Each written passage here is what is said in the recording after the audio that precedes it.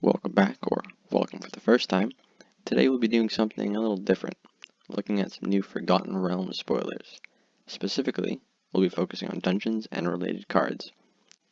Hopefully, you've had a chance to become at least a little familiar with the dungeon I've put up, but let me explain it for you. Dungeon of the Mad Mage, as well as Tomb of Annihilation, and Lost Mine of Phandelver are the only dungeons that are going to be in the set, but they introduce us to an entirely new card type. How these cards work is that you'll start the game with them neither part of your deck nor your sideboard, and you will not interact with them until you can venture into the dungeon, like you can see in this comment right here, Shortcut Seeker. What it means to venture into a dungeon is that you will either begin a dungeon from outside the game, and you'll bring it into your command zone, or you will move on to the next stage of a dungeon currently in your command zone. Each level of the dungeon has a different effect, as you can see, and these effects trigger immediately when you venture into the next level. Sometimes, you'll have to choose which level you'd rather enter, such as with Goblin Bazaar or Twisted Caverns. No matter which one you choose, you get closer to the dungeon's powerful final effect, after which you return that dungeon to its place outside of the game.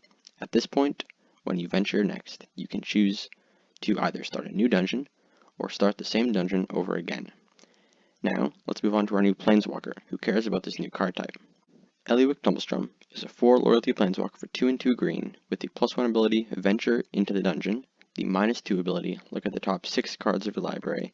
You may reveal a creature card from among them and put it into your hand. If it's legendary, you gain 3 life. Put the rest on the bottom of your library in a random order, and the -7 ability, you get an emblem with creatures you control have trample and haste, and get +2/+2 for each differently named dungeon you've completed.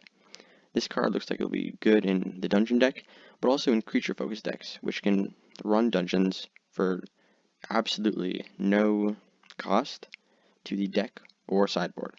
I'm excited to see where this mechanic goes throughout the rest of spoiler season, and while I doubt it'll be exceedingly competitive, it should be tons of fun to play with. Thanks for watching, I hope I could help, and see you in the next video.